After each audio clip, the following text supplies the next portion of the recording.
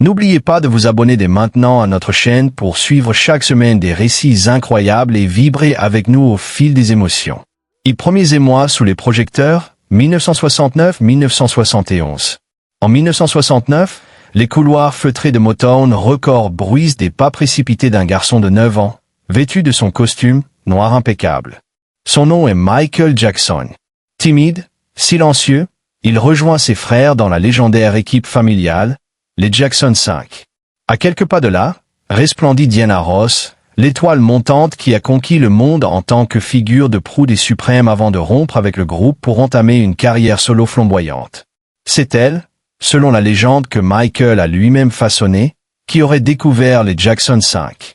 Motown, habile, joue de ce mythe en publiant le premier album du groupe sous le titre Diana Ross présente les Jackson 5. Mais pour l'enfant prodige, ce n'est pas un simple tour de communication. C'est sa vérité la plus intime. Celle d'une marraine tendre qui l'aurait pris par la main pour l'introduire au projecteur. Installés à Los Angeles pour poursuivre leur ascension, les Jackson s'installent dans une villa modeste, tandis que Diana vit dans une somptueuse demeure des Hollywoodies. Très vite, Michael, fasciné, passe ses jours de repos auprès d'elle. Il l'observe répéter inlassablement la grâce de ses pas, la nuance dans ses intonations, la façon dont elle respire avant de monter sur scène.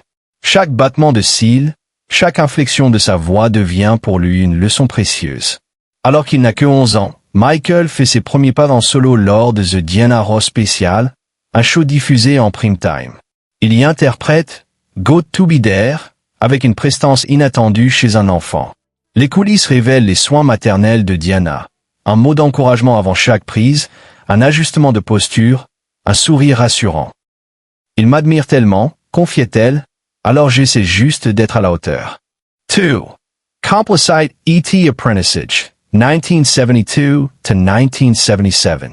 Après ce baptême télévisuel, la connivence entre Michael et Diana ne cesse de croître, même si le public ignore toutes les confidences échangées à voix basse. De jour, Michael la suit en coulisses. De nuit, il rêve des grappes de projecteurs qu'elle dompte avec aisance. Alors que ses frères s'épuisent dans les répétitions, lui s'absorbe dans l'étude de son idole. Il note mentalement chaque détail, la manière dont elle règle les lumières, ses gestes pour capter l'attention du public, son imperceptible jeu d'ombre et de reflets. À 16 ans, lors de tournées mondiales, Michael est un peu plus sûr de lui. Mais c'est encore Diana qui lance. Lorsqu'il enregistre son premier album solo, Got to Be There en 1972, c'est son nom qui attire les admirateurs. Et même si elle n'apparaît pas physiquement, sa présence se fait sentir dans chaque note, dans chaque arrangement.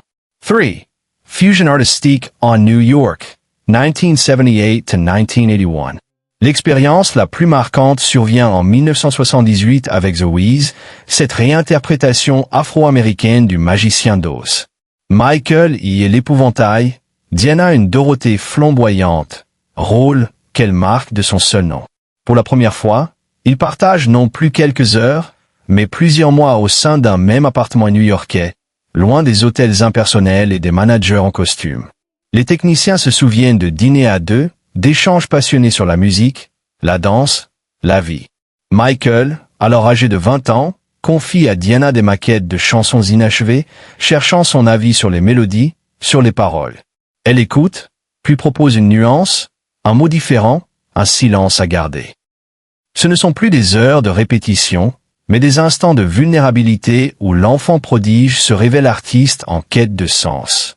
Selon un maquilleur du plateau, leur confidence durait parfois jusqu'au lever du soleil.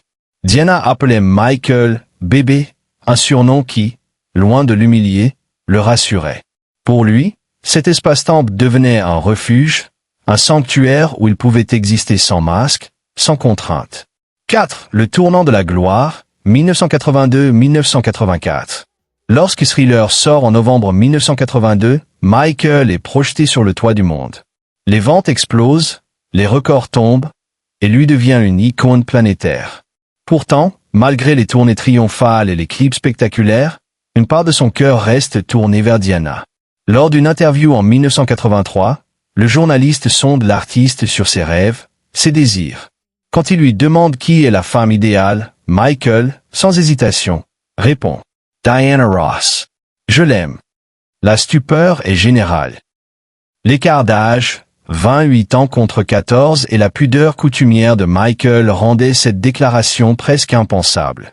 Pourtant, pour lui, c'était simple vérité. L'amour, longtemps contenu, devait enfin être prononcé. Diana, fidèle à sa discrétion, ne répond pas publiquement. Son silence devient la plus douce des protections, un choix respectueux pour préserver ce lien rare. V. Sean Sands Confessions. Dirty Diana, E.T. Remember the Time. 1987-1991. Les années passent, et l'expression directe de ses sentiments s'affine dans la musique même de Michael. En 1987, Bad paraîtra, mais c'est le single Dirty Diana qui retiendra toute l'attention comme un cri voilé. Entre rythme rock et paroles incisives, Michael chante la frustration d'un amour interdit, la douleur d'un désir étouffé. Les fans interprètent naturellement le prénom Diana comme une référence directe à celle qui hante ses pensées. 4 ans plus tard, en 1991, le ton change radicalement avec Remember the Time. La mélodie suave et la vidéo somptueuse plongent dans l'Égypte ancienne, mais le propos reste intime. Do you remember when we fell in love? Nul doute que la question, portée par des cordes délicates, s'adresse à celle qui fut sa mentor et sa muse.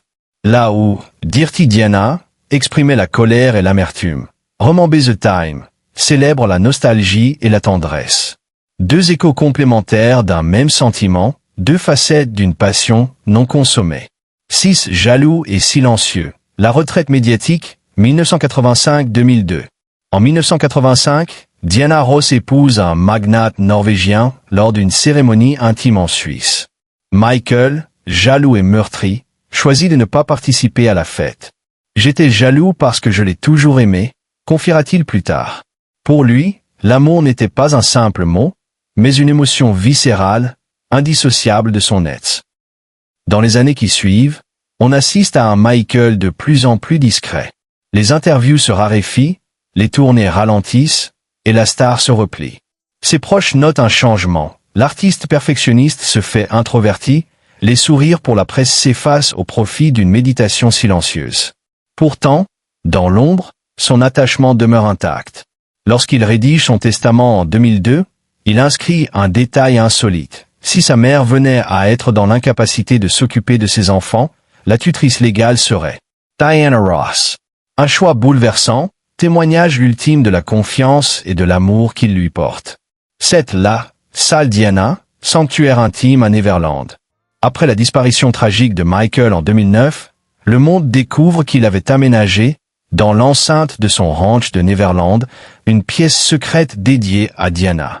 Photos, lettres et objets personnels y reposaient silencieusement, formant un sanctuaire discret à l'abri des regards.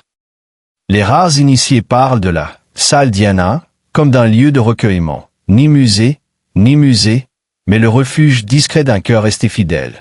Un espace où Michael conservait intacte la mémoire de cette relation unique, loin du tumulte médiatique qui avait souvent déformé sa réalité. 8. L'aveu d'une vie, 2025. En 2025, Diana Ross fête ses 81 ans dans l'intimité familiale. Lors d'un déjeuner paisible, elle livre son propre témoignage, empreint de sincérité et de mélancolie. Michael m'aimait d'un amour qu'on ne nomme pas. J'ai eu pour lui une tendresse immense, mais je n'étais pas certaine de pouvoir aimer de la même façon. Pas de larmes, pas de grandes déclarations à la presse. Un mot posé, sans artifice, qui révèle l'essence d'un sentiment partagé mais jamais officialisé. Elle confie avoir protégé leur lien, par respect pour la force de son émotion, par crainte de briser l'équilibre ténu entre admiration et affection. 9. Héritage d'une relation hors norme. Aujourd'hui, l'histoire de Diana Ross et Michael Jackson résonne comme un hymne à la complexité des sentiments humains. Au-delà de la fable médiatique, c'est le récit d'un amour chaste et profond, d'une admiration filiale devenue passion silencieuse, d'un partage artistique et personnel s'étalant sur plus de 5 décennies. Leur lien a transcendé les âges, mêlant mentorat, complicité et tendre mystère.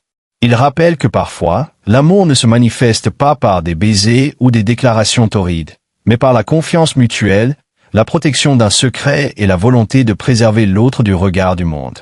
Et vous, qu'en pensez-vous? Ce lien unique entre icône et prodige était-il avant toute une amitié profonde, une muse salvatrice, ou le reflet d'un amour silencieux et éternel? Partagez vos impressions en commentaire, aimez la vidéo et surtout, abonnez-vous pour découvrir chaque semaine d'autres récits vrais, forts et inspirants.